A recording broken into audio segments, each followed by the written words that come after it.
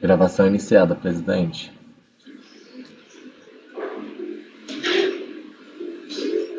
Ok, então vamos... Iniciei a gravação. Ok, Francisco.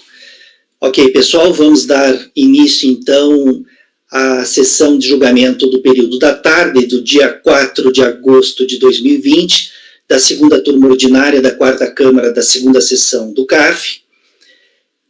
Participarão dessa sessão de julgamento os conselheiros Márcio Augusto Sequef Salem, Gregório Heckmann Jr., Francisco Ibiapino Luz, Renata Torati Cassini, Rafael Mazer de Oliveira Ramos, Ana Cláudia Borges de Oliveira, Dene Medeiros da Silveira e Marcelo Rocha Paura, suplente convocado para participar no lugar do conselheiro Luiz Henrique Dias Lima, que não está participando da reunião dessa semana. Vamos então, colegas, dar sequência à nossa reunião na pauta da tarde, pelo item 52 da pauta, de relatoria do conselheiro Francisco. O item 52 da pauta é do contribuinte Mauro Oliveira Souza. Francisco, então, pode iniciar, então, a leitura do relatório e do voto, e sempre que possível, se você puder fazer um resumo apenas do relatório e do voto, a gente agradece. Então, tá bom. Pode começar, então, Francisco. Francisco, pela ordem. Para mim, o Marcelo está sem imagem, não sei para vocês. É verdade. Marcelo, você está sem imagem. Voltou? Voltou. Eu dei um pit stop aqui e resolveu. Tá certo, então. Francisco, então pode começar. Então, o item 52 da pauta.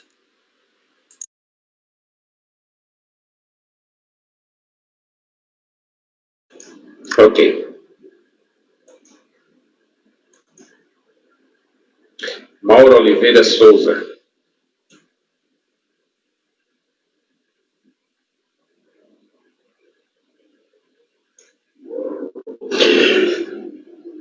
É um voto semelhante a vários que a gente tratou hoje aqui nessa sessão, hoje e ontem. Contribuição incidente sobre mão de obra de construção civil.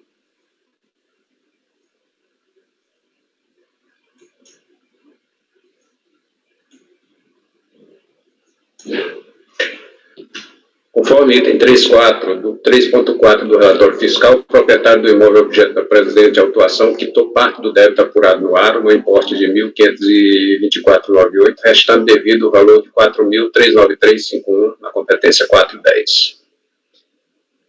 Consta a folha 40 do presente processo, que foi procedida pela DRF de Governador Valadares, revisão e retificação dos cálculos anteriormente feitos e que resultaram na quitação do valor supracitado 1.524, devido a erro no lançamento das áreas do imóvel, com dedução do valor pago. Então, em função dessa revisão aqui, foi considerado quitado, foi aproveitado esse valor que já estava quitado, né? Esclarece a DRF que os cálculos anteriormente efetuados não levaram em conta a existência de outra unidade imóveis edificados no terreno, estando por isto em desacordo com a Constituição Normativa Receita Federal do Brasil 97/2009, artigo 369, parágrafo 1º. Esclarece ainda que a remuneração da mão de obra ferida incidiu somente sobre o apartamento do autuado, 123,26 metros quadrados. Em razão do não pagamento da parcela restante da contribuição devida, foram emitidos autos de infração, tem os seguintes autos aí, que o contribuinte tomou ciência em 23 de 3 de 2012 e apresentou impugnação. Sua impugnação ele alega. A obra objeto do lançamento é oriunda de cessão gratuita de espaço aéreo para construção.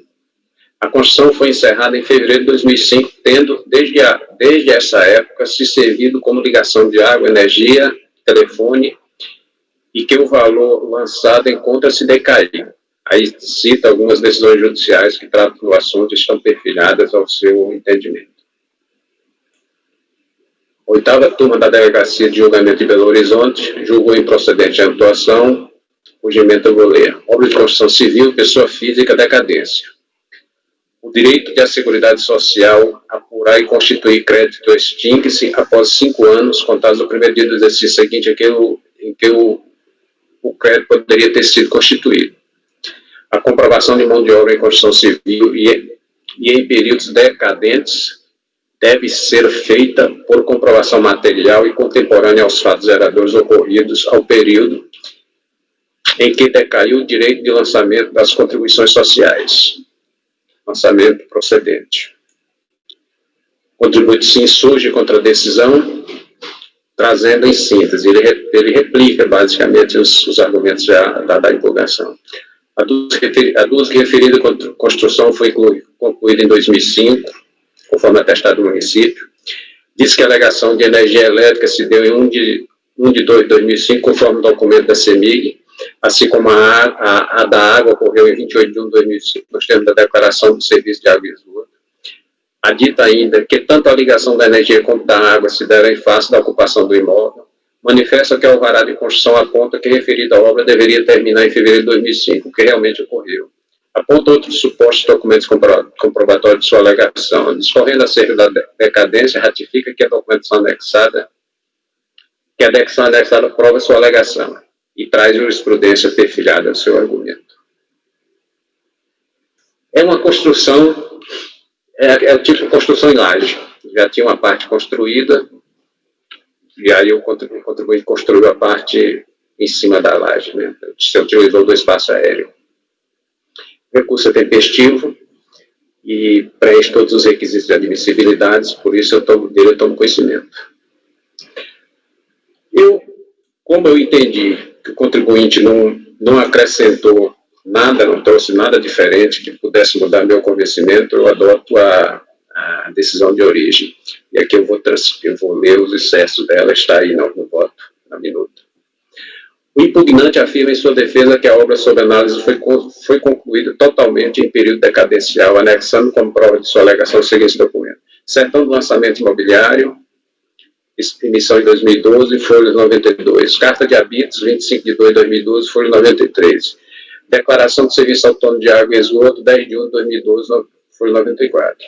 Observação: o boletim de cadastro imobiliário citado na certidão do lançamento imobiliário como em anexo não consta nos autos.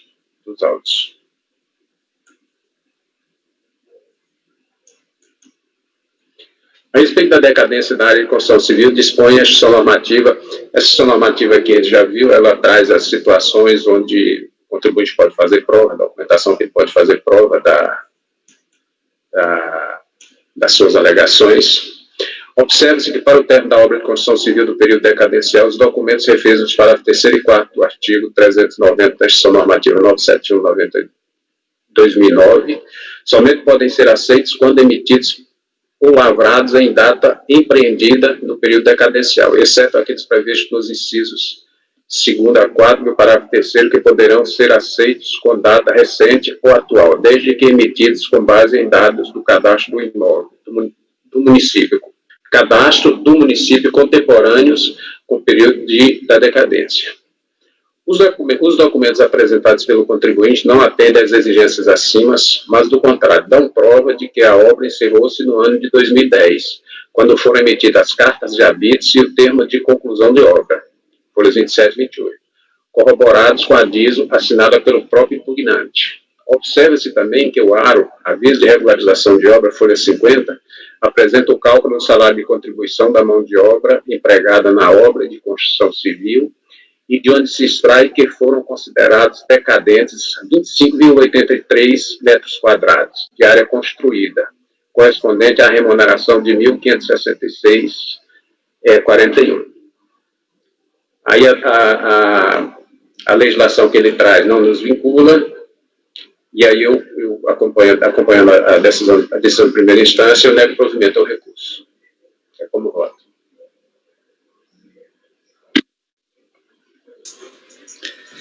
Ok, Francisco.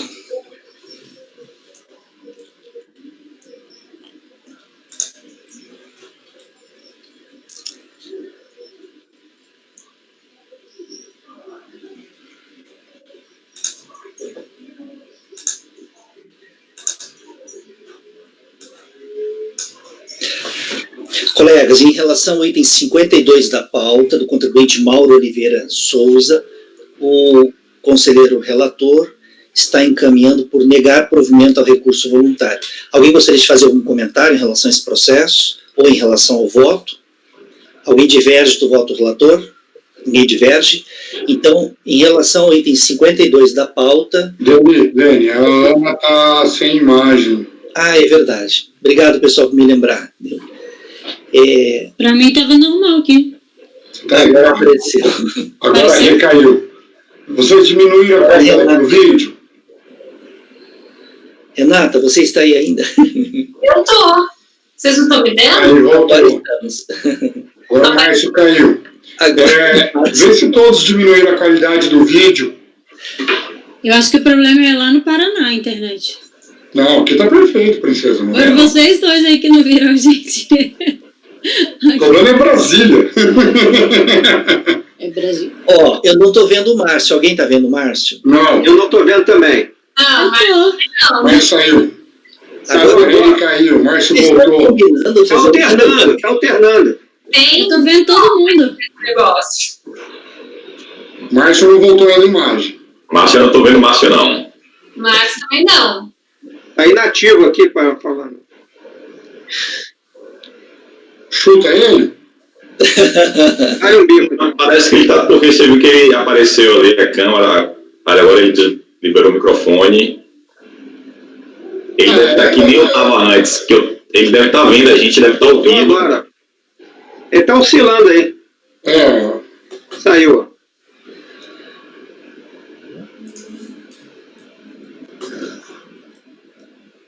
Márcio, ouve a gente?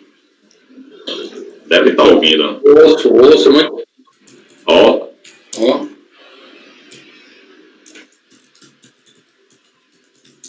Aqui na internet.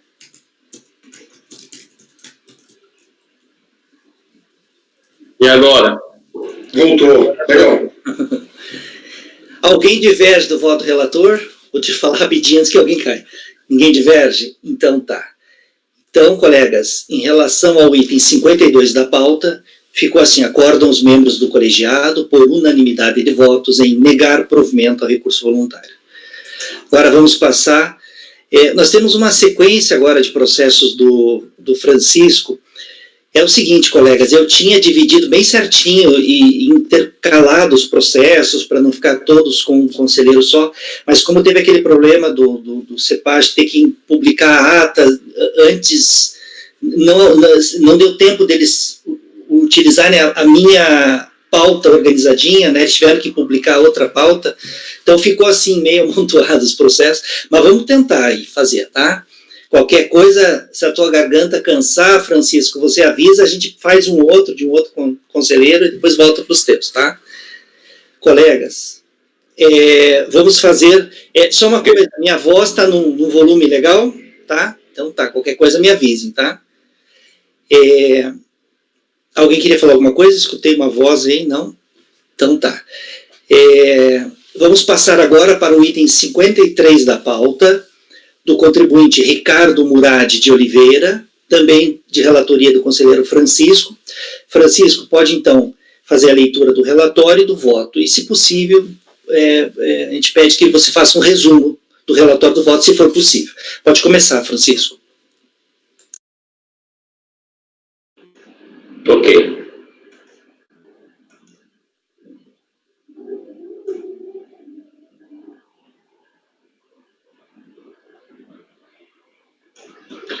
Igualmente, trata-se de autuação em função de contribuição cobrada de obra de construção civil.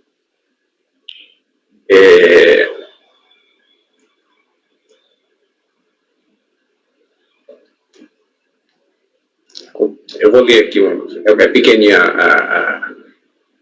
o relatório. Compõe o processo, dá os seguintes autos de infração, lavado, descumprimento de obrigações principais incidentes à mão de obra empregada na construção civil.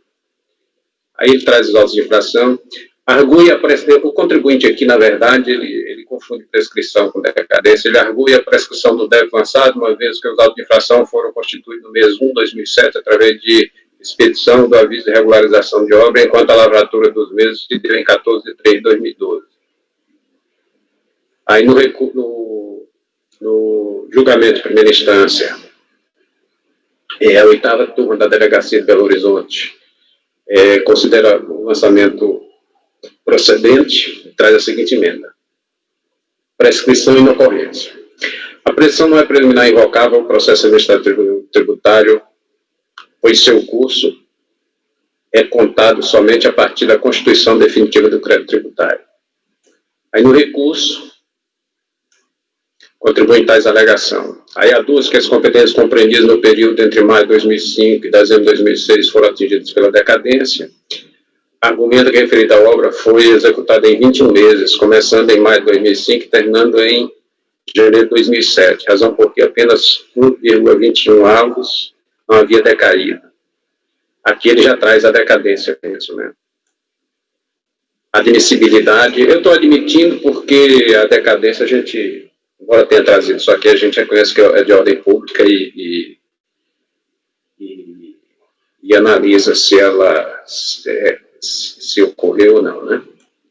Aí o contribuinte não trouxe nada de excepcional, e a decisão de origem ela fez referência à decadência também. Ela entendeu que, apesar do contribuinte ter se referido à prescrição, ela também aborda a questão da decadência, provando que não ocorreu.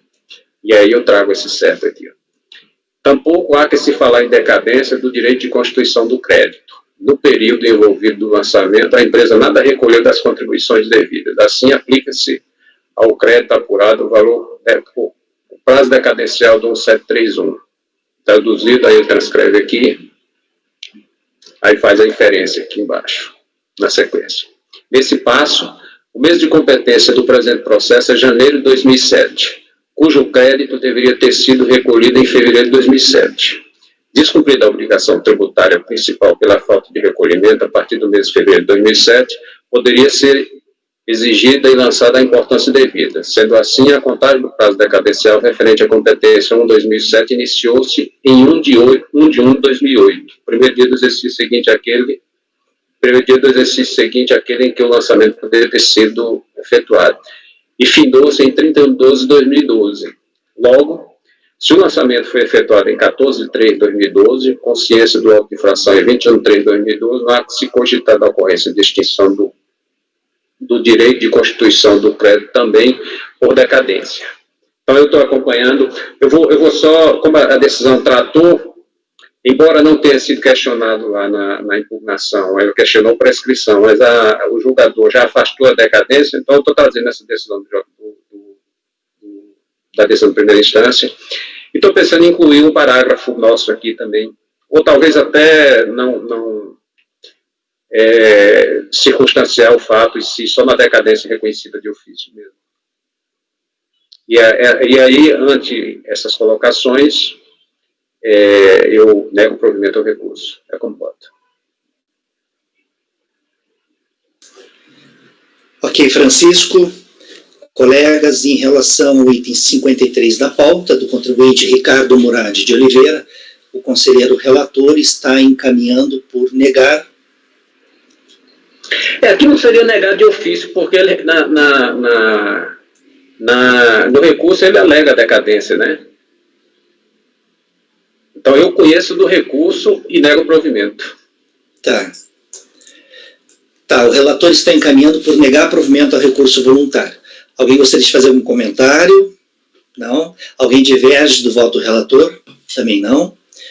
Então,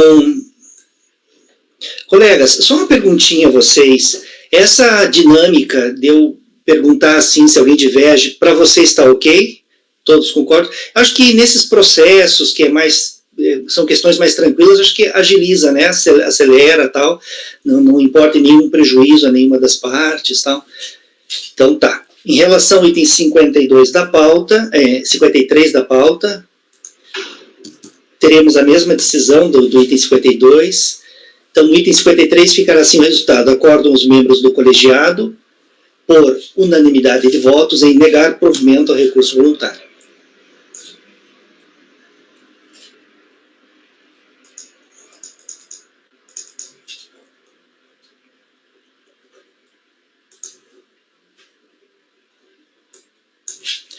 Agora vamos passar para o item 54 da pauta. Eu li o nome ali e já lembrei do Homem-Aranha, porque é Vernon, lembrei do Venom. Mas então tá, vamos lá. Colegas, o próximo item da pauta é o item 54 do contribuinte Vernon Leonard, acho que é Leonard, Companhia Limitada. Francisco, então, é também de relatoria do conselheiro Francisco. Francisco, então, pode passar, então, a leitura do relatório de voto. Pode começar. Esse voto aqui, na verdade, a minha proposta, ela é semelhante a um voto que a gente já teve hoje de manhã, pela sessão da manhã, né? Então, é o lançamento que engloba o período de janeiro de 99 a novembro de 2006. E aí o relatório, ele sintetiza mais ou menos, ele é sintetizado mais ou menos dessa forma. A empresa acima identificada foi notificada a recolher as contribuições destinadas às contribuições sociais, remunerações pagas aos segurados empregados, contribuintes individuais, prolabores e honorários profissionais, conforme o relatório fiscal número 4 da crédito previdenciário. O crédito previdenciário compreende as contribuições da empresa sobre os valores pagos aos segurados empregados, destinados ao financiamento dos benefícios concedidos e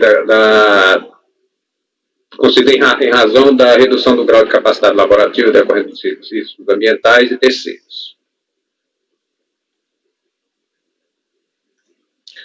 O crédito previdenciário inclui também as contribuições da empresa de 15% e 20%, conforme o período, sobre valores pagos ou creditados aos contribuintes individuais a título de prolabore e honorários profissionais. Compõe o lançamento ainda diferenças de acréscimos legais apurados nas competências 10, 7, 1099, 711-2000, 711-2003, 11-2004 e 3-2005. Os fatos geradores das contribuições previdenciárias foram apurados com base nas folhas de pagamento, nas GFIPs e guia de recolhimento social, registro de empregados, rescisão de contratos de trabalho e outros documentos. Em suma, tem uma base diversificada aqui, uma base de cálculo diversificada, onde foi apurado, né? Aí o sujeito passivo foi cientificado da notificação do lançamento e o sujeito passivo foi devidamente cientificado da notificação de lançamento da FDI e seus anexos em 16.7, conforme folha 1 deste processo. Notificado tempestivamente, apresentou impugnação conforme instrumento de folhas 131 e 137, alegando a incêndio de período decadencial de 5 anos, conforme previsto no CTN. Ou seja, a alegação dele do recursal foi só decadência. Recursal não, de impugnação, foi só decadência. Requer seja reconhecida a inconstitucionalidade dos artigos 45 da Lei 8.212. A terceira turma da Delegacia de Julgamento de Santa Maria julgou improcedente a contestação do impugnante, onde eu transcrevo a seguinte emenda: decadência. Prazo para a constituição do crédito tributário previdenciário é estabelecido no artigo 45 da Lei 8.212/91, enquanto ainda existente. Enquanto ainda existente a norma no mundo jurídico, não se pode a administração furtar-se do seu cumprimento. A arguição de inconstitucionalidade não pode ser enfrentada no contencioso administrativo por ser prerrogativa exclusiva do Estado. No recurso voluntário, ele repete exatamente a mesma coisa, só a decadência ele amplia aqui para a base até 2002. O recurso atende todos os requisitos de admissibilidade previstos no decreto 7235, dele eu tomo conhecimento. Aí eu entro, como a alegação é exclusiva de decadência, eu já entro direto aqui no tópico decadência, e aí já estou indo aqui para finalizando o meu entendimento, porque a gente viu a base é diversificada e o período é extenso. A gente viu que tem alguns pagamentos, mas não viu a existência de crime, e eu entendo, para a gente ter uma segurança razoável em questão de aplicar a regra geral especial, seria interessante se conhecer detalhadamente a base, as antecipações de pagamento, a que base corresponde. E aí eu concluo meu entendimento nesse sentido. Impede registrar que manifestada autuação se refere às competências do período de apuração compreendido entre janeiro de 99 e novembro de 2006, tendo a recorrente dela sendo certificada somente em 16 de 8 de 2007, processo digital folha 2. Portanto, anteriormente à análise do lapso decadencial, há de se ter informação precisa acerca da comprovação dos supostos pagamentos antecipados, eis que definidores da regra a ser aplicada, se a especial ou a geral. Conclusão. Ante o exposto, voto por converter o presente julgamento em diligência para que a unidade preparadora da Secretaria Especial da Receita Federal do Brasil junte aos autos a comprovação de supostos pagamentos antecipados, se for o caso, destacando em documento próprio as competências a que se referem e origem das verbas que lhes serviram de base de cálculo. Ao final, retorne aos seus autos a apreciação deste Conselho. É como voto. Aqui, caso sendo aprovado, a gente adota aquele mesmo procedimento do anterior, que antes de retornar para o Conselho, seria dado ciência ao contribuinte para a manifestação, se assim entender necessário. Nesses casos em que não é de ofício, em que a decadência foi alegada e a gente pede que a unidade de origem demonstre a existência de pagamento antecipado, é sempre bom comunicar ao contribuinte, avisar o contribuinte, porque vamos que a unidade de origem diga que não tem pagamento antecipado, né? É bom que o contribuinte tenha essa informação, porque vamos que ele tenha lá uma guia de recolhimento, sei lá, né? É bom dar a oportunidade para o contribuinte se manifestar. Colegas, alguém diverge do voto do relator, da conversão do julgamento de diligência? Ninguém diverge? Eu também acompanho o relator, eu acho que nesse caso é aconselhável. E, Francisco, eu vou colocar como resultado do julgamento aquele texto padrão das diligências, deixando o objeto da diligência pro voto, tá? Ok. Ficará assim, então, o resultado do item 54 da pauta. Resolvem os membros do colegiado, por unanimidade de votos, converter o julgamento em diligência, para que a unidade de origem da Secretaria Especial da Receita Federal do Brasil preste as informações solicitadas nos termos do voto que segue na resolução, consolidando o resultado da diligência de forma conclusiva e informação fiscal que deverá ser certificada a contribuinte, é uma empresa, né, a contribuinte, para que, a seu critério, apresente manifestação em 30 dias. Ok? Pode ser assim, né? Então, tá. Colegas, esse foi o item 54 da pauta. Vamos passar agora ao item 55 da pauta, também de relatoria do conselheiro Francisco. O item 55 é do contribuinte Instituto de Metrologia de SC de Santa Catarina, deve ser isso, né?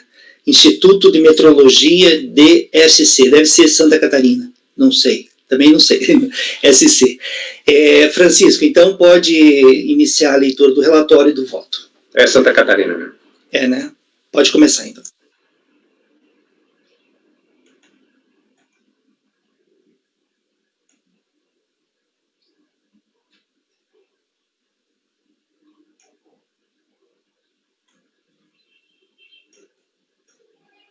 A autuação, ela compreende o período de agosto de 2005 a maio de 2007.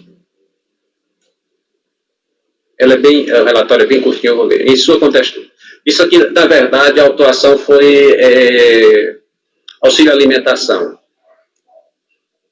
Em sua contestação, a defendente argue preliminarmente a ilegitimidade passiva para a causa, alegando que quem deve figurar no polo passivo é a Secretaria Estadual de Administração, como órgão central do Sistema Administrativo de Recursos Humanos. No mérito, ela defende a notificada o caráter indenizatório do auxílio alimentação, fundamentando-se no que prescreve a Lei Estadual número tal 11.647/28 de dezembro de 2000 e a Lei Federal 10.887 de 18 de junho de 2004. A sexta turma da Delegacia de Julgamento de Florianópolis negou provimento considerou o lançamento procedente com a seguinte emenda. Ele não transcreve emenda, porque está dispensado aqui de transcrever em função de uma legislação própria da Receita, a portaria SRF 1364, mas ele negou o provimento. Considerou procedente o lançamento. Discordando da respeitável decisão, o sujeito passivo interpôs recurso voluntário, basicamente repisando os argumentos apresentados na impugnação, o qual, em síntese, traz de relevante para a solução da controvérsia a alegação de legitimidade passiva, sob o fundamento de que a Secretaria de Administração Estadual é quem efetua os pagamentos, embora no CNPJ da autuada. Ou seja, aqui ele já não entrou no mérito, ele só replicou a alegação de legitimidade passiva lá da impugnação, né? E aí o recurso, analisando o recurso tempestivo, preenche os demais requisitos de admissibilidade, dele eu tomo conhecimento. Ele não trouxe nada novo, pelo contrário, ele até reduziu a argumentação. Ele trouxe a argumentação, lá na impugnação, a argumentação dele, que foi refutada, foi de ilegitimidade passiva e de que a auxílio alimentação era verbo de natureza indenizatória, e aqui a gente vai ver que o voto aqui até aborda que, na verdade, aqui não foi in natura, foi em pecúnia. Então, de qualquer sorte, nem se enquadraria no entendimento que a gente já teve na turma aqui. Aí, eu adoto as razões de decidir do voto da decisão de primeira instância para fundamentar a minha decisão. E aí eu vou ler as partes aqui, que eu acho interessante. Ela traz na argumentação que as contribuições, elas têm cunho profissional, constitucional, que a União tem competência para instituir, o sujeito ativo é a União.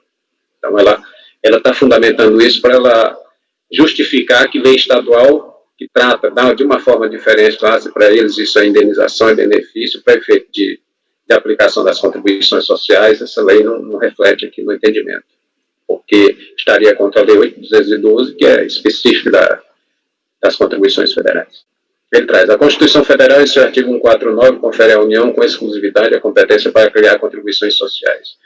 Portanto, somente a este ente cabe instituí-las mediante o exercício da atividade legislativa, descrevendo suas hipóteses de incidência, seus sujeitos passivos, suas bases de cálculo e suas alíquotas. Devidamente autorizado pela Constituição, a União, então, criou a contribuição previdenciária, definindo o fatiador, a base de cálculo, as alíquotas aplicáveis e os contribuintes do tributo. Como contribuinte do tributo, a Lei 8.212, 24 de julho de 2008, no artigo 22, contemplou as empresas, estendendo este conceito, conforme artigo 15, também aos órgãos e entidades da administração pública direta, indireta e fundacional, conforme segue. Aí ele transcreve o artigo 15 aqui. Aí o artigo 22, a contribuição a cargo da empresa destina assegurados, além do disposto no artigo 23, aí ele traz aqui a fundamentação da contribuição, da alíquota, traz as alíquotas de todo o lançamento, fundamentação dos autos decorrentes, da autuação decorrente, né, na base de riscos ambientais. E aí vai complementando.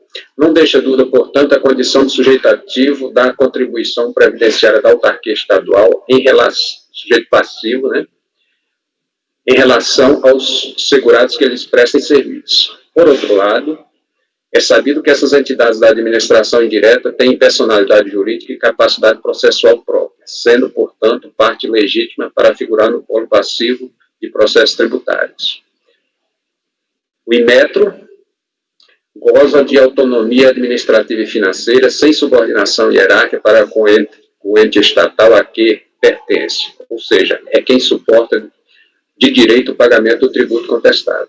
Assim sendo, ainda que a lei estadual determinasse que todos os procedimentos administrativos atinentes às obrigações com o pessoal, como elaboração de folhas de pagamento e pagamento das contribuições previdenciárias, fossem realizadas pela administração direta, fugindo à própria natureza da autarquia, que possui autonomia orçamentária, financeira e administrativa, o que também não restou comprovado no processo, este fato não é capaz de afastar o Inmetro da posição de sujeito passivo da obrigação tributária, porquanto somente lei emanada do ente tributante poderia fazê-lo. Isto posto, rejeita a preliminar de legitimidade passiva para a causa. No recurso, ele questionou isso, e eu fundamento com isso, nesse ponto.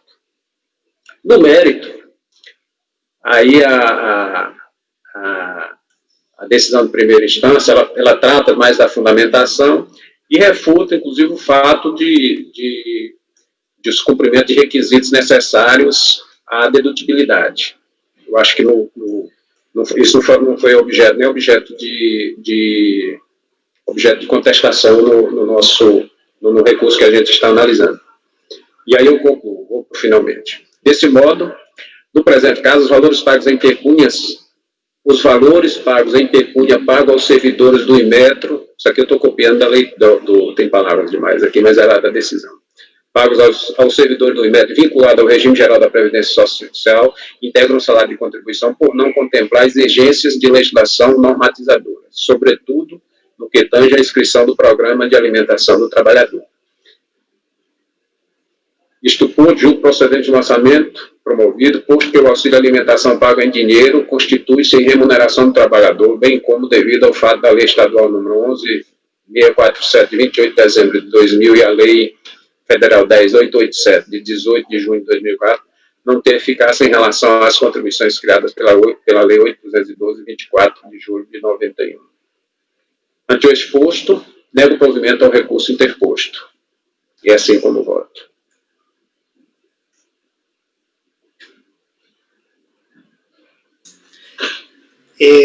Eu fiquei na dúvida aqui se eu nego o provimento ou não conheço da preliminar. Ele simplesmente alegou ilegitimidade passiva no recurso. O que é que vocês acham? Quer dizer, se o grupo entender, acompanhar, né? Aqui tem auxílio alimentação, Francisco? Só que em dinheiro, ele pagava em dinheiro. É em dinheiro, tá certo? Dinheiro. Pecúnia. Mas isso não foi isso aí não foi objeto de recurso. O objeto de recurso dele foi o seguinte: não tem nada a ver comigo, isso é com o Estado. Eu sou uma autarquia, mas tem uma lei estadual aqui que ela determina que todas essas questões de pagamentos é concentrado lá. Certamente deve ser uma espécie de controle que o legislativo do estadual entendeu razoável para que é feito de gerenciamento, né?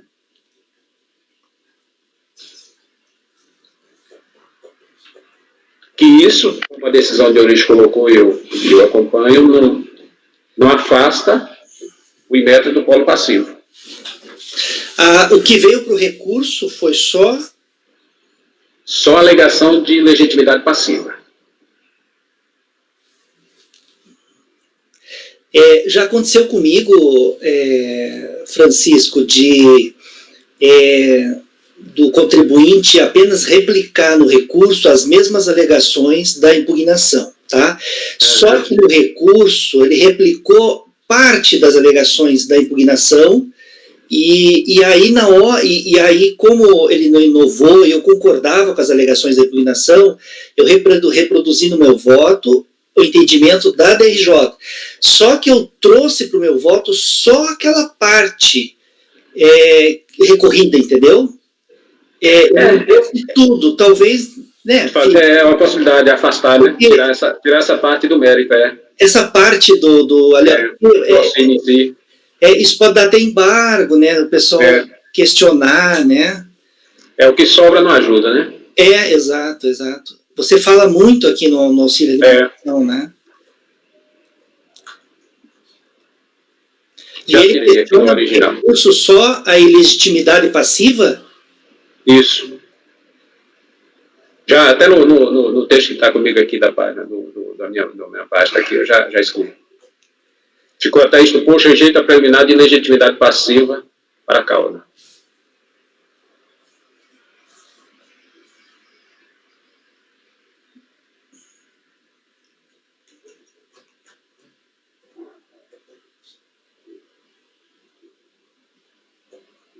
Aí eu vou mudar ao final só para, ante o exposto, rejeita a preliminar de, rejeita a preliminar de legitimidade passiva. Né? Isso. E nega provimento ao recurso. Tá. Eu acho que fica mais melhor, eu acho, né? Zero dúvida, assim, quanto ao conteúdo, né? Colegas, alguém gostaria de fazer algum comentário em relação a esse processo? Não? Alguém diverge do voto do relator? Também não?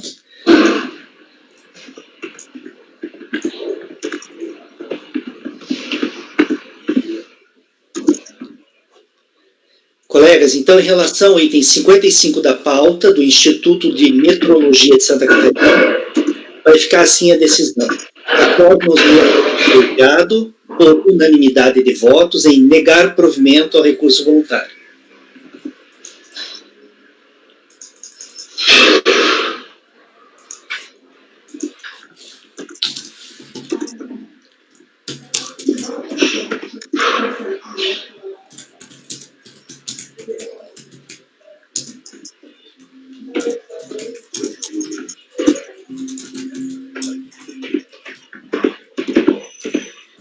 Porque assim, ante o exposto, rejeita a preliminar de ilegitimidade passiva ressuscitada no recurso interposto e no mérito, nego-lhe provimento. Ok.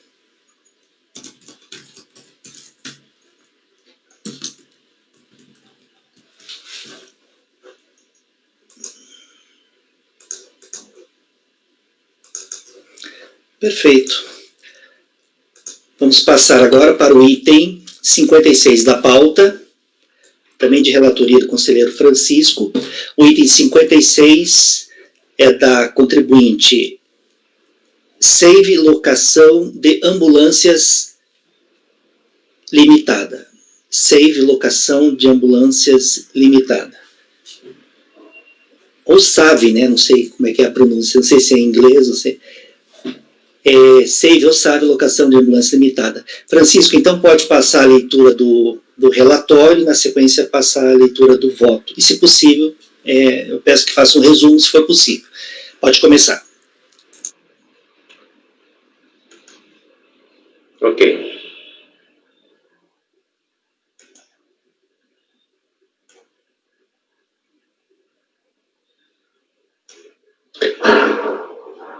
A autuação, período de apuração é agosto de 2007. O relatório, ele traz.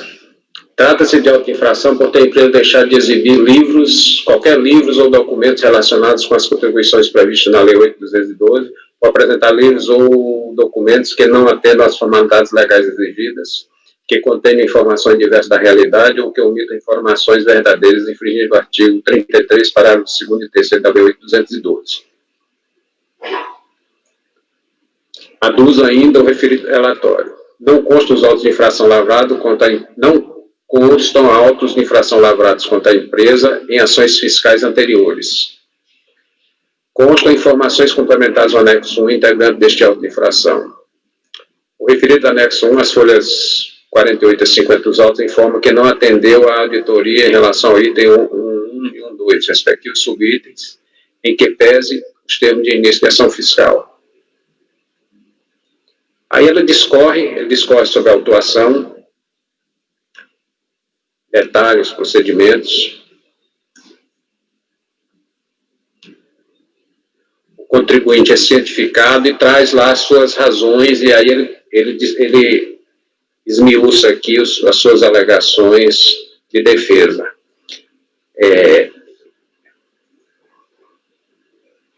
A gente vai, eu vou passar por cima disso aqui, porque eu entendo que o recurso é intempestivo. Então, se houver algum equívoco de minha parte, a gente volta aqui e analisa.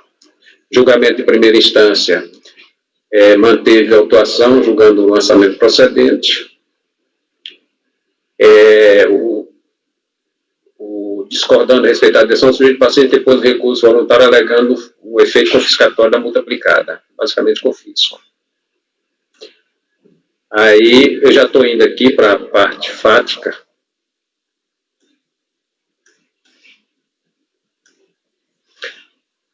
Está na folha, aí na folha do...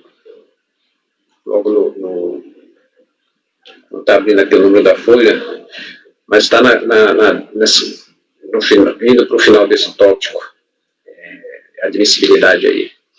Consta nos autos que o contribuinte foi intimado da decisão recorrida, intimação SECAT DRF-NIT, número 445/2008, processo digital folha 144, por via postal, cuja correspondência retornou ao remetente, ainda que direcionada ao endereço cadastral em que o recorrente foi notificado da autuação e a imputou tempestivamente. Processo digital folha 101, 103, 145 e 146.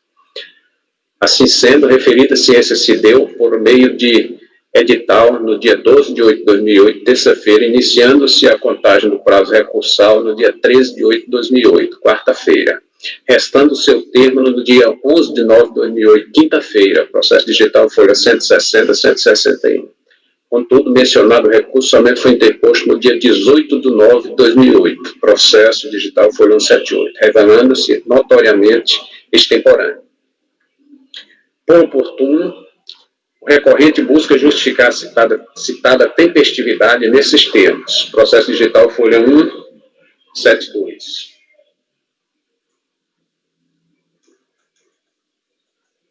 SAV Locadora de Ambulâncias Limitada, já qualificada nos autos do processo administrativo em epígrafe, por seus advogados que apresentam, subscrevem, vem respeitosamente com fulcro no artigo 126 da Lei 8.213/91 e artigo 305, parágrafo 1º do Decreto 3.048 de 99, redação dada pelo Decreto 472903, ambos combinados com o artigo 29 da Lei 11.457, artigo 5º, parágrafo 1º da Portaria Ministério da Fazenda 147/2007, não se conformando com a decisão constante da infração retromencionado e do lançamento de débito que originou o processo em curso, apresentar recurso voluntário ao Conselho de Contribuintes da Receita Federal do Brasil, fazendo-o tempestivamente pelas razões que seguem apartado,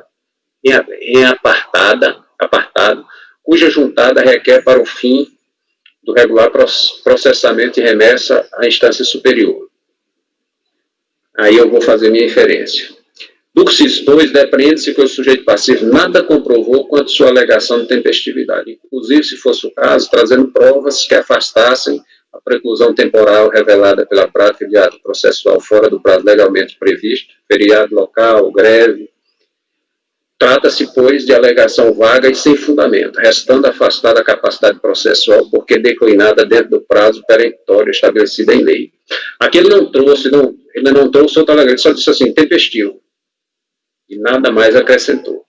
E aí, essa sequência do voto aqui é simplesmente posicionamento fundamentando que a decisão, o contribuinte perdeu a oportunidade de apresentar seu recurso, né, porque a decisão se tornou definitiva. E aí eu concluo, ante o exposto, conheço parcialmente o recurso interposto, apreciando-se apenas a preliminar de tempestividade nele suscitada para, nessa parte conhecida, negar-lhe provimento. É assim como voto.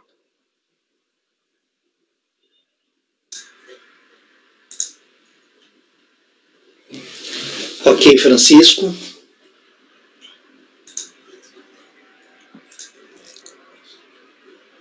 Francisco, ele citou ali em documento apartado, não tinha nada nos autos? Não, o apartado é o recurso. Não tem. Não tem nada nos autos, não vi nada. A impressão parece que ele ia colocar uma outra documentação, além do recurso, para justificar essa tempestividade. O que eu percebi não só em relação a esse voto, outros votos que eles apresentam o recurso e, às vezes, a impugnação e formam outro processo. Acho que muitas vezes, assim, eles dão entrada com o documento apartado, eles usam esse termo. Esse termo eu vejo muito. Agora, nesse caso aqui, eu não vi nada diferente além disso. Ele só colocou isso e não encontrei nada diferente que provasse. Ele poderia alegar, inclusive, olha, eu mudei de endereço, o endereço cadastral não é mais esse aí, por situações desse jeito, né? Como foi esse tal, né? Mas até porque isso viria no próprio recurso, né? Estar apartado já é estranho, né? Mas do recurso. Né? Agora, assim, o interesse da gente é aproximar o máximo possível da verdade. De repente, se entenderem que cabe só o fato por ter, tipo aquele lá que o Gregório considerou, que só o fato de ter essa data aqui, já é um indício, de repente, poderia analisar, se entenderem necessário pedir uma vista de mesa, para dar uma explorada no processo mais, vocês sabem.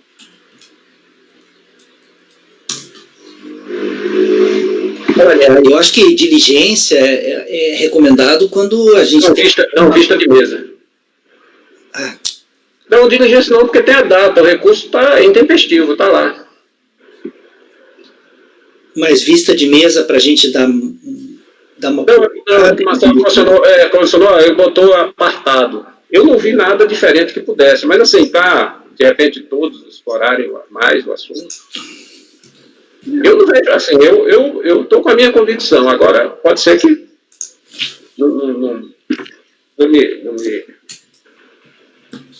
que o termo apartado, o Marcelo está entendendo o seguinte, tem uma possibilidade e faz sentido esse raciocínio. Olha, eu estou botando apartado, eu estou botando ele apartado de outros documentos, alguma coisa assim, mas... Alguma coisa que teria faltado, né? Isso, Mas se você não achou indício nenhum de... Não. Houve falta de documentação.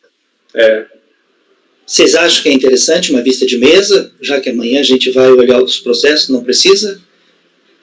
Podemos... Eu quero só esclarecer um ponto aqui com o relator presidente. Pode falar, Gregório. Pois não, Gregório. Francisco, no seu voto, você até destacou isso aqui em vermelho, tem assim, consta nos autos que o contribuinte foi intimado à decisão recorrida, aí tem aqui a intimação SECAT número tal, processo digital folha 144 por via postal, cuja correspondência retornou ao remetente.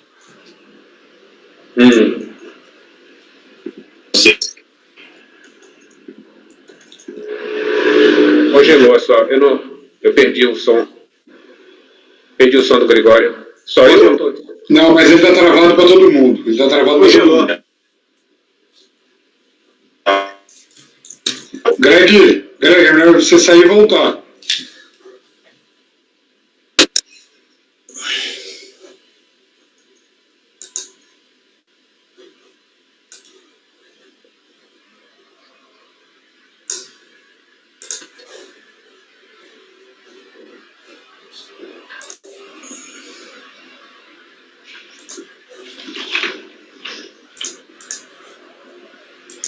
Francisco, eu vi que lá no começo da minuta está truncado o número do processo também, tá? Mas é só falar. Aonde? O número do processo está desformatado lá no comecinho. Ah, tá, beleza. Vou botar em vermelho aqui para corrigir depois.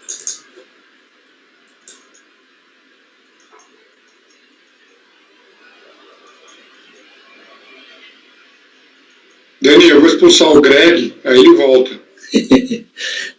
Tá bom, então.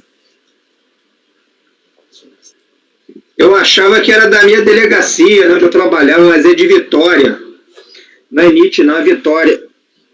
Acho que eu vim até olhar com curiosidade esse processo. Eu trabalhava no SECAT, né, bicho? Eu era chefe lá do SECAT, queria ver se alguém fez alguma besteira lá. Mas tá ali NIT, que você copiou, mas na verdade é VIT. Aí eu tô olhando... Intimação.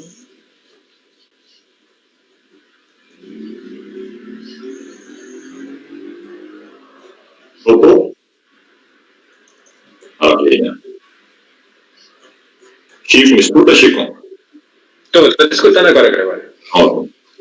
No seu voto, você faz essa observação, né, que foi a ciência por via postal e teria voltado para o remetente, tá?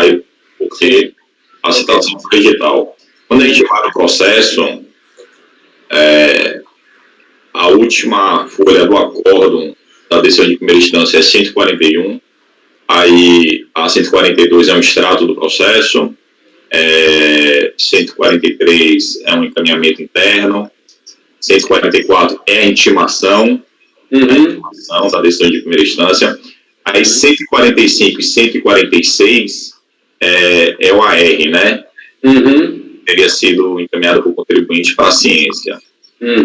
145 é justamente o verso do AR, onde normalmente os Correios fazem aquela observação das tentativas de entrega do AR. Uhum. E aqui está em branco, não tem nenhuma informação nesse sentido, de que houve tentativa.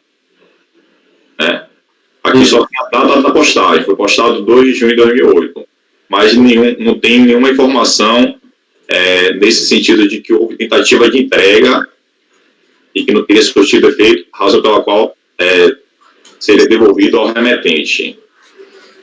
Aí 147 é cópia da intimação, 148 e seguintes é cópia da decisão de primeira instância, deveria ser o conteúdo, né, que estava dentro do envelope. Uhum. E aí 160 já é a solicitação de edital, justamente. Então, assim, pelo 7235, a intimação por edital é quando restar em profícuo uma das tentativas por intimação das hipóteses anteriores. E pelo menos aqui, percorrendo aqui o processo, não está claro para mim que houve essa tentativa de intimação. Você entende que o retorno do AR não foi uma tentativa? Mas cadê o retorno do AR? Só tem a cópia do processo, aí só tem a cópia do AR. Cadê o retorno? Onde é que tem essa informação que foi devolvida? Deixa eu entrar nessas páginas novamente para ler, porque eu não entrei na hora com esses detalhes todos.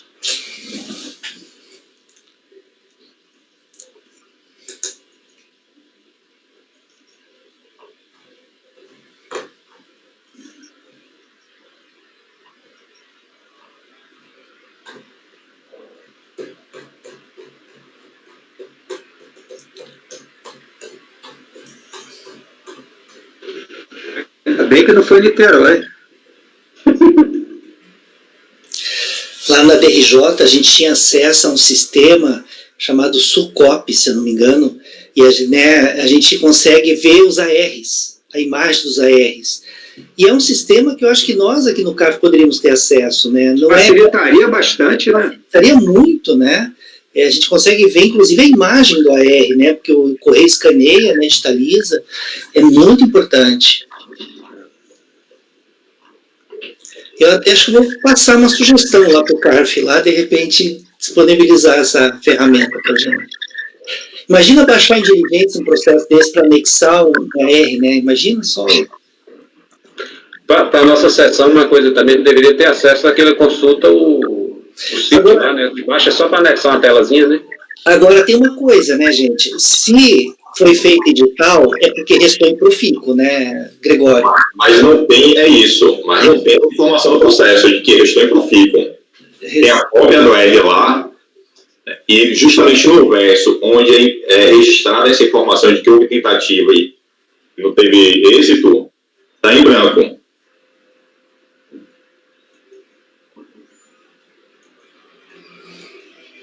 Deixa eu dar uma olhada aqui para eu fazer uma coisa aqui.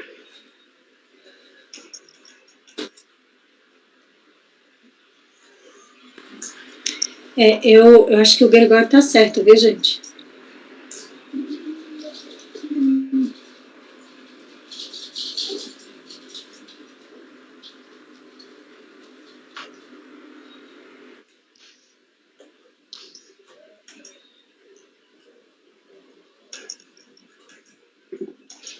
Tem o carimbo do correio, mas o cara não registrou nada. Então, e as costas, você não tem nenhuma data ali. É que falta o verso do AR. O verso do AR. Não está preenchido, está carimbado só pelo correio, né? Mas não digitalizaram o verso do AR.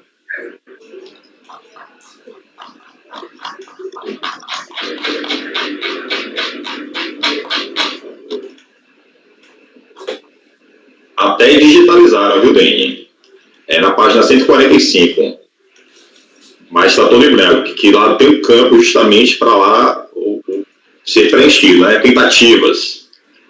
Sim, mas tem o verso do AR onde o destinatário assina, né? Eu acho que é nesse campo que talvez eles, sei lá. Nesse verso preenche lá se recusou, se não estava, se mudou. Exato. Não tem ali. Existe até um carimbo do Pode correio. ter sido problema de digitalização. Quando digitalizou, não pegou frente e verso, ou, sei lá, parece que pode ter sido, né? Pode ter até acontecido a tentativa improfícua, mas a digitalização não ficou, talvez, defeituosa. Pode ser também. Mas o fato é que não está aqui no processo. E o correio costuma bater um carimbo também, com vários campos, né? Ausente, mudou-se, e eles marcam um X assim no campo, e não tem esse carimbo. Então talvez assim baixar em diligência, né? Mas o que é que a unidade pode fazer em relação a ver se ela tem alguma comprovação lá mas não vai estar. Eu acho que o AR que votou é isso aí, o frente e verso é isso aí. Não sei se tem outra. Então, nesse caso, seria para conhecer o recurso, né? Se não tem confirmação da data da intimação, considera intimado na data da apresentação do recurso. É aí um entendimento, né? Eu entendo que a falta do se está postado, foi colocado, aí eu estaria desqualificando a legitimidade do trabalho do Correio. Ele não botou o motivo. Agora, não sei, eu não fico muito... Mas aí pode ver, eu não sei o que o grupo achar. O que é que vocês acham?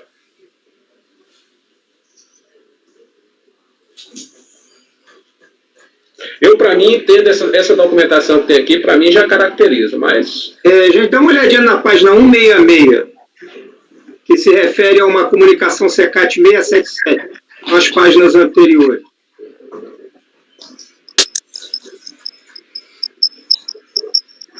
Na página 164 está falando que é uma comunicação do CECAT dizendo da ciência do acordo número tal da DRJ. E na página 166 tem esse AR aí com data de 22/8. Ou então eu pirei na batatinha aqui, não sei. Não, é porque normalmente o contribuinte com o recurso ele encaminha Só que aqui está com endereçamento diferente, né? Está indo para Ellen Paiva, lá em São Paulo. Esse aqui é outro R. Sim, mas esse AR está dando comunicação do CECAT 677. Na página 164, essa comunicação é ciência do acórdão 12.18.530. Para Ellen Paiva, é outro contribuinte. Esse cara é o quê? É solidário? Não é porque o edital foram 4 processos, né? Se você for lá no edital, folha 161, são 4 processos, tem contribuintes diferentes. Tem contribuintes diferentes. Isso aí deve ser documentos anexos ao edital. Peraí. Mas por que doideira, né? Por que veio parar aqui, gente? Não. Foi erro, certamente, né? Foi, não precisava juntar aqui, né? Como anexo ao edital, foi publicado lá o edital de intimação desses 4 contribuintes desses 4 processos. Não. Qual o nome desse aí que você falou, Marcelo? A quem foi direcionado?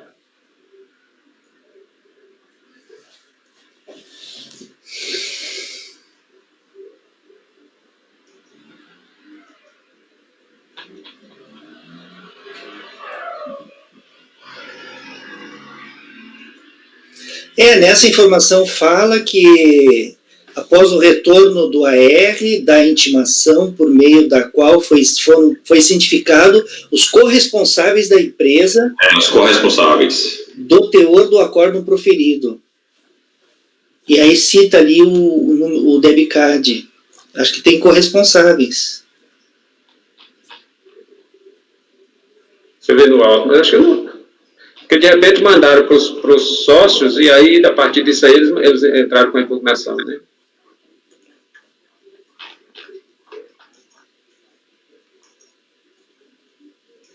Deixa eu ver na autuação se tem, o que é que diz.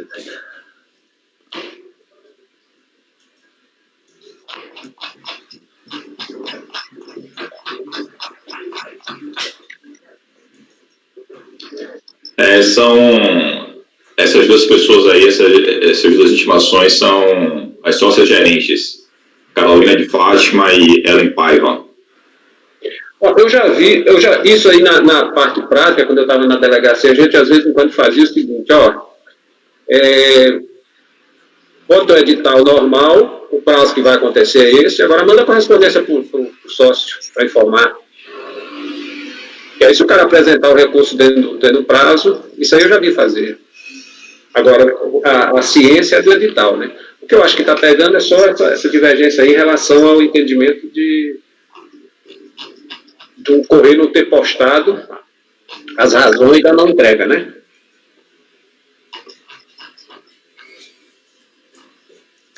Olha, Francisco, eu acho que é melhor a gente baixar em diligência, hein? E... Acho, deu para suprir a dúvida. só para suprir a dúvida, só para... Olha, sem problema, de minha parte não tem problema não. Porque se não fizer assim, acho que a turma vai dividir, assim, né? Vai ficar dividida, né? Vai dar aquelas... E aí não custa, né? Não custa baixar, né? Vai lá, volta, daí volta com uma informação. Sem problema, sem problema. Eles, de repente, vão lá no Sucop, lá, tiram alguma informação que a gente não tem aqui, anexam no processo. Tudo. Você concorda? Topa de fazer uma diligência? Sem problemas, de minha parte não. Pode ter, Gregório, uma diligência para suprir essa... Né? Eu, na verdade, do jeito que o Francisco entende, eu também entenderia. Eu acho que o fato de ter o digital já demonstra claramente que tentaram e não conseguiram, né? Mas é para evitar, né, qualquer coisa. Veja bem, eu estou com o grupo. Se o grupo quiser votar, eu vou manter meu voto. Se quiser converter, se o grupo preferir diligência, a gente se converte em diligência, sem votar. Na última página do processo, que é o despacho também da delegacia, ele está interpretando que o recurso foi tempestivo. A última página. Que quando não é, normalmente eles, né, dão esse... Mas, quando você pega o prazo do edital e o prazo do recurso, saber de onde ele tirou essa... Deixa eu olhar aqui. Então, já que tem isso, eu acho que a diligência seria a melhor coisa mesmo, para confirmar. Eu acho que é melhor. É melhor, então, por via das dúvidas. Se sou eu, julgaria. Mas... Mas, colegas, alguém discorda de fazermos diligência? Não discordo, não. Discorda, né? Assim, eu também acho que daria para julgar. Mas ninguém discorda. Então você faz, então... É verdade, a última página fala que o recurso foi tempestivo. É isso mesmo. Está bem confuso. Pode ser, Francisco, então, uma diligência? Tranquilo. Uma está concordando com a diligência, mas em volta redondinho, sem dúvida nenhuma. Aí, pode ser? Tranquilo. Então, cara, aí você menciona essa última página que o Marcelo apontou ali, né? Fala que não tem informação do correio dando conta de que não foi possível a entrega, para anexar... Folhas 179, Fran. Como é? Folhas 179 do processo. Beleza. Está confuso desde o início, né? Que o próprio recurso, ele alega uma tempestividade. Não, se quem tá botando que tá marcando aí, despachando que tá tempestivo, ele está desconsiderando o edital e a data do recurso, né? Pois é, está confuso mesmo. Mas vamos baixar a diligência, tranquilo, fica mais tranquilo mesmo. Tá, então eu coloquei aquele texto padrão, tá, da diligência, no item 56 da pauta, ficou assim: resolve os membros do colegiado, por unanimidade de votos, converter o julgamento em diligência para que a unidade de origem... É investido com base na data da postagem, inclusive. Isso. Para que a unidade de origem da Secretaria Especial da Receita Federal do Brasil preste as informações solicitadas nos termos do voto que segue na resolução, consolidando o resultado da diligência de forma conclusiva em informação fiscal que deverá ser cientificada a contribuinte para que, a seu critério, apresente manifestação em 30 dias. É bom, nesse caso aqui, que a contribuinte tenha ciência, né, do que for. Gente, esses textos que são meio padrão, usados em vários votos, eu faço questão de ler. Você já conhece o texto. É que, como é uma sessão de julgamento gravada, e muitas vezes o contribuinte vai ver só a decisão do processo dele, né? É importante ele ouvir, né, o que foi dito em relação ao processo dele, mesmo que seja uma decisão que a gente tem repetido várias vezes. Então tá, colegas, esse então, todos concordam com a diligência, é por unanimidade. Aí é só consignar no teu voto certinho, Francisco. A Ana deu uma sumida aí. A Ana, Ana, você desapareceu. Mal. Estão vendo, não? Não, agora... Tô vendo e ouvindo tudo. Não? Agora você voltou. Ah, tava aqui. Tá, colegas. Fizemos então o item 56 da pauta. Vamos passar agora para o último item desse lotezinho do Francisco, que é o item 57 da pauta. O contribuinte é Maranhão Atlético Clube. Maranhão Atlético Clube. Você não está impedido, né, Márcio? Deve ter sido do Márcio. Mas deve ser torcedor, fanático. Tá? Olha, eu não estou impedido, não estou suspeito de nenhum dos lados, porque eu não torço para nenhum clube aqui no Maranhão. Nem muito de futebol eu gosto, então...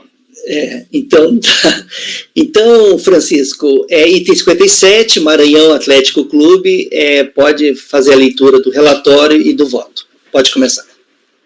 Esse voto aqui, eu passei muito tempo estudando ele, porque para mim, ele ficou um pouco confuso. A impugnação foi intempestiva, mas houve umas razões apresentadas não com provas, mas argumentos pelo contribuinte, e aí ela foi julgada, a impugnação.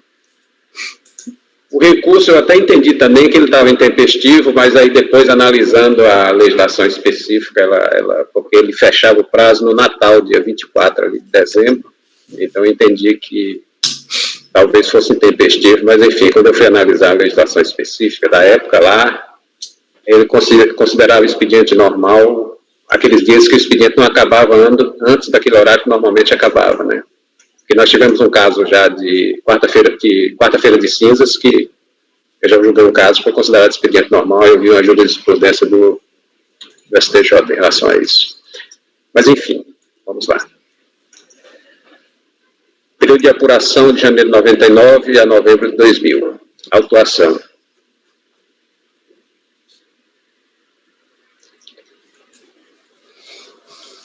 De acordo com o relatório fiscal infração folha 2, a empresa deixou de registrar no campo 31 da GFIP remuneração paga a segurados empregados nas competências 199 a 8 de 2000 e 11 de 2000. A impugnação. A infração se deu única e exclusivamente diante da total ignorância do clube sobre os detalhes específicos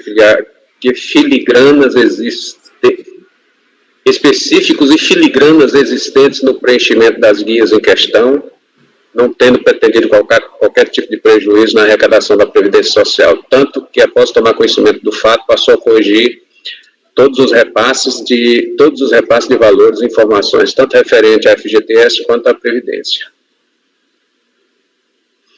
Além disso, o valor cobrado é por demais majorado pelo que requer sua redução, caso prossiga o apenamento em alguns pontos incertos no auto.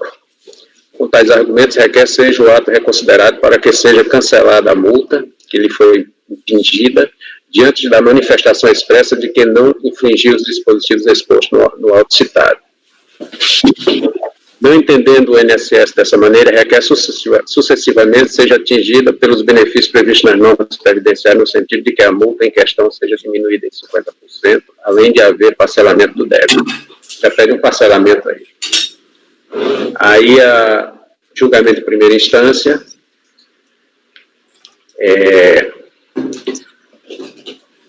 entendeu a autuação procedente, julgou. Descumprimento de obrigação acessória, omissão de danos na GFIP. Omissão de dados na GFIP. Constitui infração deixar de informar na GFIP dados relacionados aos fatos geradores de contribuição. Autuação procedente. No recurso voluntário, discordando a respeito da redação, o sujeito passeio interpôs recurso votado trazendo os exatos argumentos apresentados na impugnação. Na verdade, impugnação de recurso voluntário foram basicamente os mesmos. Ele teve uma alegaçãozinha extra, foi tipo uma justificativa porque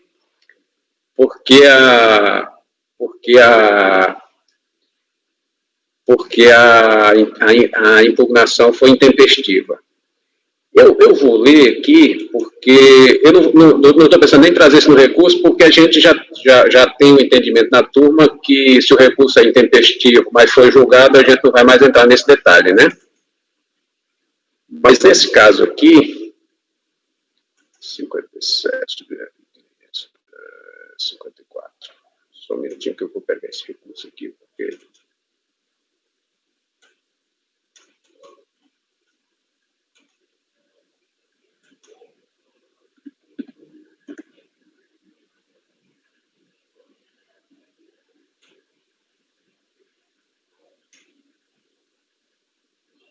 Ele traz essa como preliminar, que para nós é irrelevante, mas o prazo para interposição de defesa foi de 15 dias a contar da data do qual a aplicação foi assinada pelo presidente do clube recorrente. Esta data que consta do auto de infração é de 30 de março de 2001. No dia 16 de abril de 2001, último dia de prazo, o clube, na pessoa do diretor financeiro, senhor Robson Santana de Vasconcelos, RG tal, acompanhado do senhor Moisés, empregado do contador da empresa, senhor César, dirigiu-se ao protocolo do INSS para protocolizar sua defesa.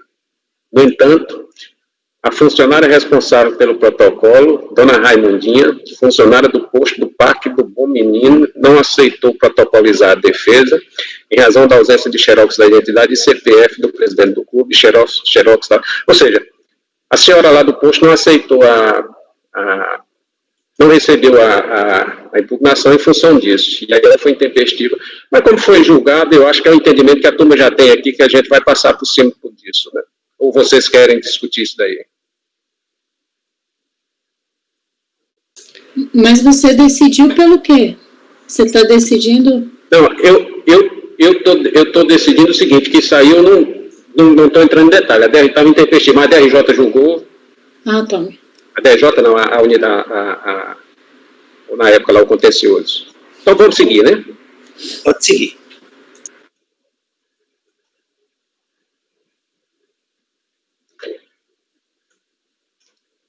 Aí o recurso foi recebido e foi baixado em diligência. Esse julgamento não era no CARF ainda. A Seção de Análise de Defesas e Recursos, em 20 de 8 de 2003, decidiu baixar o presente processo em diligência nos termos vistos nos excertos abaixo transcritos. Processo digital folha 438 e 439. Considerando o recurso interposto pelo Clube Epígrafe, folha 53 e 56.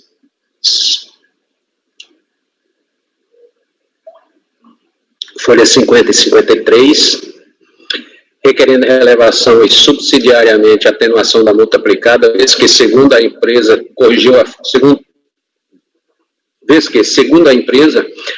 falta, motivo da autuação, juntada aos autos da GIPS, número 76, GIP, folha 76/409, corrigidas, informando, entretanto, que as mesmas foram entregues em rede bancária anteriormente à decisão da autoridade competente de primeira instância. Aqui eu só dei uma pinçada, que eu acho que é interessante, eu achei interessante aqui para compreender a decisão do resultado da diligência. Considerando que as GFIPs das competências 199 a 8/2000 e 11/2000 realmente constam do banco de dados do CNIS, Cadastro Nacional de Informações Sociais, folhas 412 e 436, entretanto, não foi juntado aos autos o relatório de fatos geradores para fins de verificação se realmente as GFIPs apresentadas pela empresa estão aptas a corrigir a falta, motivo da autuação. Aí ele está justificando, são as justificativas do contencioso lá que estava analisando, e aí decide. Tendo em vista as considerações acima tecidas, propomos, salvo maior juízo, pedido de diligência fiscal sobre o amparo aí ele fundamenta aqui o amparo da legislação, na época, né, com remessa dos autos ao auditor fulano, a fim de que este examine as GFIPs 7.409 juntamente ao recurso da empresa, se são aptos a corrigir a falta ou motivo da autuação. A seção de fiscalização, em 12 de nove de 2002, assim se manifestou quanto ao resultado da diligência por ela procedida, processo 441. Em atenção ao que nos foi solicitado, informamos que a GFIPS, ora apresentada, corrigem as faltas que motivou a autuação com uma ressalva. No tocante à competência 1/2000, o valor correto da contribuição do segurado com base na folha de pagamento é 46739, não 6.054,93, folha 5. O valor da remuneração é equivocamente atribuída como contribuição do segurado, estando, portanto, a falta sanada, inclusive para esta competência.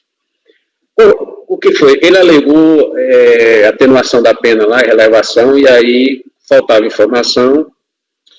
O julgador do contencioso entendeu relevante baixar em diligência para apurar isso daí. Foi baixado em diligência para ver se ele confirmava que as GFIPs teriam sido apresentadas antes da impugnação e que teriam sido corrigidos, e a diligência confirmou isso.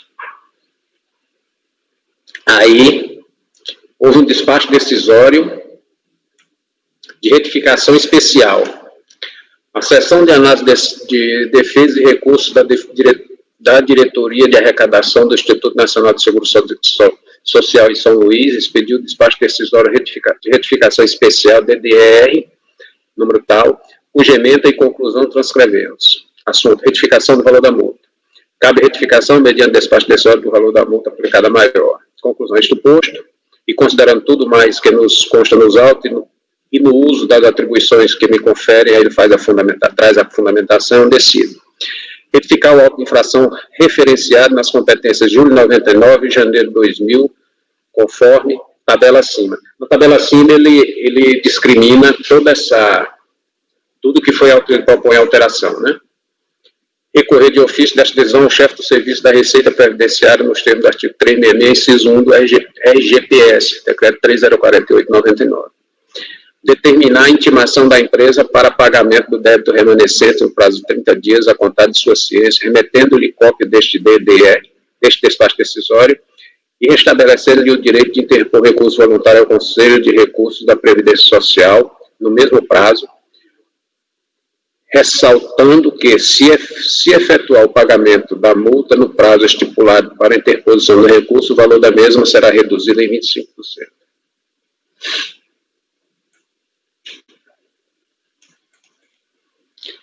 Em 12 de 2003, a recorrente teve ciência do referido despacho decisório de retificação especial DDE 09.401.40/03/2003, não aditando o recurso no prazo reaberto. Processo digital 458 a 460. Assim sendo, em 13 de 8 de 2004, a seção de análise, defesas e recursos da Diretoria de Arrecadação do Instituto Nacional de Seguro Social em São Luís assim exarou a manifestação. Em atenção ao solicitado, procedemos à análise e elaboramos a correspondente reforma de decisão de notificação de atenuação em 50% da multa aplicada. Ressaltamos ainda que, caso a empresa autuada não opte pelo pagamento com redução de 25%, bem como não apresente novo recurso ou adite o já apresentado, a agência Bom Menino deve devolver os autos do processo em questão para esta sessão para fins de encaminhamento do recurso já apresentado às folhas 50 e 53 ao Conselho de Recursos da Previdência Social. Aí nada foi apresentado. Então, o relatório, o histórico é esse. Eu tive uma dificuldadezinha, porque foi uma coisa muito nova para mim, eu nunca tinha visto esse tipo de processo, muita retificação na primeira instância, né? O recurso é tempestivo e preenche os requisitos de admissibilidade, eu estou no conhecimento. Bom, houve o lançamento, houve o julgamento de primeira instância, depois do julgamento, quando o contribuinte apresentou o recurso, a unidade que julgou baixou em diligência, fez umas correções a partir do recurso, ou seja, como se esse recurso tivesse sido em tese até já julgado lá. Fez em tese lá, fez essas retificações a partir da diligência, o resultado da diligência, abriu prazo para o contribuinte apresentar novo recurso, ele não apresentou, não aditou o recurso anterior, e aí os autos vieram para nosso julgamento. Então, no entendimento aqui, não houve nada, exatamente nada diferente do que já foi decidido lá na unidade de origem, na delegacia de origem. Aí eu transcrevo os excessos da decisão de origem lá como fundamentos da decisão por mim adotada nesse processo. Aí eu trago a fundamentação aqui, porque eu transcrevo a fundamentação que ele apresenta do artigo 32, que é da multa, né? 32, inciso 4 da Lei 8.212. O documento aqui o referido dispositivo legal se refere à GFIP, então a fundamentação que ele traz aqui, eu só estou transcrevendo aqui já de notório conhecimento do grupo, né? As razões expostas pela impugnante não sejam acolhidas com a ação que a seguir demonstra, a multa já é aplicada no valor mínimo previsto, então ele traz essa fundamentação, apesar de ter aquela redução lá na retificação. Quanto ao parcelamento, deve a empresa procurar a agência da Previdência Social de sua jurisdição para formular o pedido, ela traz. Tem um por oportuno aí que está sobrando, sobrou. Aí eu só estou destacando aqui o seguinte, olha, eu acompanho a decisão, mas não pode se desconsiderar a retificação, que a própria decisão não está na decisão, foi posteriormente a decisão, mas há de se considerar essa retificação no processo. Aí eu fecho. Por oportuno, há de se considerar o decidido no despacho decisório de retificação especial, número 99 tal, expedido pela seção de análise e defesa de recursos da Diretoria de Arrecadação do INSS em São Luís do Maranhão. Ou seja, eu adotei as razões de decidir da decisão de primeira instância, mas não estou afastando, e nem poderia, no meu entendimento, afastar a retificação que foi feita posteriormente a essa decisão por própria provocação do órgão julgador. E assim eu nego o provimento ao recurso interposto. É como voto.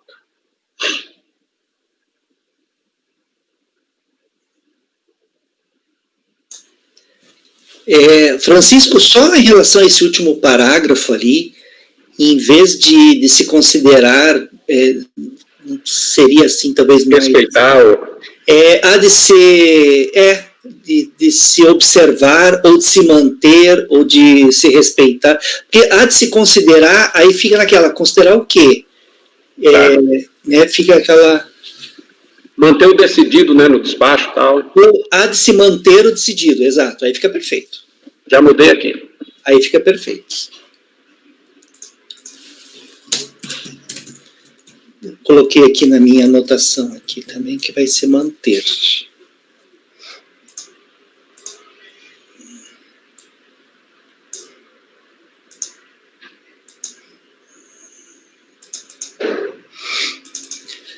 Ok, colegas, o relator, então, em relação ao item 57 da pauta, está encaminhando por negar provimento ao recurso voluntário. Alguém gostaria de fazer algum comentário em relação a esse processo? Ou em relação ao voto? Não? Alguém diverge do relator? Ninguém diverge? Então, em relação ao item 57 da pauta, o contribuinte é Maranhão Atlético Clube, ficará o seguinte resultado: acordam os membros do colegiado por unanimidade de votos em negar provimento ao recurso voluntário. Agora vamos passar, colegas, 4 horas, no meu relógio aqui é 4:01, vocês querem seguir, querem fazer intervalo agora, querem seguir mais um pouquinho, podemos seguir mais um pouquinho?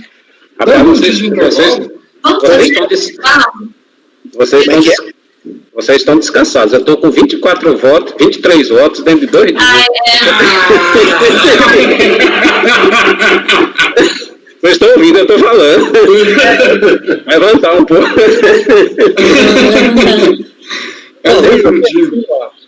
Tem 3 do Márcio agora, do mesmo contribuinte. A gente faz esses 3, daí fazemos um intervalinho, pode ser? Para vocês? Pode. Ou vocês querem tocar direto sem intervalo? Também por mim? Não, de jeito nenhum. Vamos parar um pouco. São 3 meus, tem um do Rafa e tem mais um meu. São 5 no final da tarde. Vamos dar esse intervalo de 10, a gente volta, faz 5, a gente tenta adiantar os 3 da manhã, de quarta. Pode ser. Presidente, você volta vencido. Nós vamos seguir a divergência do Márcio. Fala agora, Márcio. 10 minutinhos só, a gente volta em... 15 minutos, então, tá? Começamos Quantos? agora. Padrão de 15 minutos nosso, tá 15 bom? minutos, né? Tá. Ó, no relógio de vocês aí, 15 minutos a partir de agora, tá bom? Parando a gravação. Gravação, isso. Francisco.